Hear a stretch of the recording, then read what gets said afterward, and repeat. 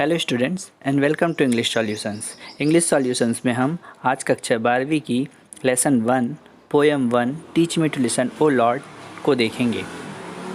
Poem शुरू करने से पहले इसमें कुछ क्वेश्चंस हमसे पूछे गए हैं। सबसे पहले उन्हें देखते हैं। First question is what is more important, speaking effectively और लिसनिंग अटेंटिवली। तो सोचिए स्टूडेंट्स, आपके हिसाब से क्या ज़्यादा इम्पॉर्टेंट है, प्रभावशाली तौर पर बोलना या ध्यानपूर्वक सुनना। दूसरा क्वेश्चन हमसे पूछा गया है whom should we listen to, हमें किसको सुनना चाहिए और कैसे सुनना चाहिए। इन क्वेश्चंस के आंसर हम पोएम समझने के बाद बड़ी आसानी से दे सकते हैं। आइए पहले कुछ न्यू वर्ड्स देखते हैं। न्यू वर्ड्स: लिसन ध्यान से सुनना, नियरेस्ट करीबी लोग, कोवर्कर्स सहकर्मी, फार दूर, एक्सेप्ट स्वीकार करना, विस्पर फुसफुसाहट, होपलेस निराश लोग, फॉरगटन भुलाए हुए लोग, एंग्विस्ड पीड़ित या दुखी लोग, लेस कम या कमतर, अफ्रेड भयभीत, ट्रस्ट भरोसा, वॉइस आवाज़, इनसाइड अंदरूनी, बोर्डम उदासी, सर्टेनिटी निश्चय की स्थिति, डाउट शंका, नॉइज़ शोरगुल, प्लिया तर्क, क्राई पुकार, अवे दूर का, ये फार का समानार्थी भी है, अवेयर सचेत। इन्हें आप अपनी नोटबुक में नोट कर लें। चलिए स्टूडेंट्स, अब हम इसका एक्सप्लेनेशन स्टैंजा वाइज देखते हैं। Teach me to listen Lord to those nearest me, my family, my friends, my co-workers. Help me to be aware that no matter what words I hear, the message is accept the person I am, listen to me. यह poem एक prayer है। तो यहाँ पर प्रार्थना करते हुए कवि कह रहा है कि हे भगवान, मुझे सुनना सिखाइए। सबसे पहले मैं अपने नियरेस्ट लोगों को, करीबी लोगों को सुनना सीखूं। करीबी लोगों में कौन कौन है? मेरे फैमिली मेम्बर्स, मेरे फ्रेंड्स और मेरे साथी सहकर्मी। मुझे इस बात में सचेत रहने में हेल्प कीजिए कि मैं उनसे क्या शब्द सुनता हूँ, इससे कोई फ़र्क नहीं पड़ता। वे केवल इतना संदेश दे रहे हैं मेरे करीबी लोग कि वे जैसे हैं मैं उन्हें वैसे एक्सेप्ट करूँ और उन्हें सुनूँ। Next stanza.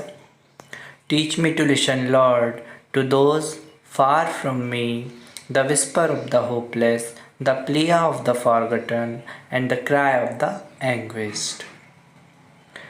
करीबी लोगों को सुनने के बाद दूसरे नंबर पर कवि भगवान से कहता है कि मैं दूर के लोगों को सुन सकूं, ऐसा सुनना मुझे सिखाइए। दूर के लोगों में कौन है? निराश लोगों की फुसफुसाहट को, भुलाए हुए लोगों के तर्क को और दुखी पीड़ित लोगों की करुण पुकार को मैं सुन सकूं, ऐसा सुनना मुझे सिखाइए। Next stanza. Teach me to listen Lord to myself, help me to be less afraid, to trust the voice inside in the deepest part of me. करीबी लोगों और दूर के लोगों को सुनने के बाद भगवान अपने आप को सुनने की प्रार्थना भगवान से करता है कि वो अपने अंतरात्मा की आवाज़ को भी सुन सके।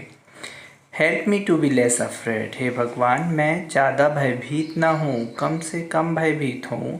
मैं अपनी अंदरूनी यानी अंतरात्मा की आवाज़ पर ट्रस्ट कर सकूँ, इसमें मेरी हेल्प कीजिए। Fourth stanza. Teach me to listen, Lord, for your voice, in busyness and in boredom, in certainty and in doubt, in noise and in silence. Teach me to listen, Lord. अंत में कवि भगवान से प्रार्थना करते हुए कहता है कि हे भगवान, मैं आपकी आवाज़ को सुनते रहूं, ऐसा मुझे सिखाइए। चाहे मैं कितना ही व्यस्तता में रहूं, चाहे कितनी नीरसता में रहूं, निश्चय की स्थिति में हूँ या शंकास्पद स्थिति में हूँ, चाहे कितने भी शोरगुल के बीच में रहूँ या एकांत में क्यों ना रहूँ, मैं आपकी आवाज़ को हर समय अपने मन में रखूं और आपकी आवाज़ पर भरोसा करूं, आपकी आवाज़ को सुनते रहूं। हे भगवान, मुझे ऐसा सुनना सिखाइए। पोयम को ध्यानपूर्वक समझने के लिए इस वीडियो को आपको कम से कम 3 बार रिपीट करना है। पोयम की शुरुआत में हमसे जो प्रश्न पूछे गए थे कि what is more important, speaking effectively और लिसनिंग केयरफुली, हम भली भांति समझ गए हैं कि ध्यानपूर्वक सुनना ज़्यादा श्रेष्ठ है प्रभावी रूप से बोलने से। दूसरा प्रश्न था whom should we listen to, हमें किसको सुनना चाहिए। तो हमने पोयम में देखा कि हमें 4 तरह के लोगों को सुनना सीखना है, करीबी लोगों को, दूर के लोगों को, अपने अंतरात्मा की आवाज़ को और भगवान की आवाज़ को। तो करीबी लोगों और दूर के लोगों की आवाज़ को सुनकर हमें प्रतिक्रिया भी देनी है, उनकी यथासंभव मदद करनी है। अंतरात्मा की आवाज़ और भगवान की आवाज़ का हमें पालन करना है। अगर एक्सप्लेनेशन आपको अच्छा लगा हो तो लाइक ज़रूर करें। आगे के लेसन्स के लिए बने रहें इंग्लिश सॉल्यूशंस के साथ। Thank you.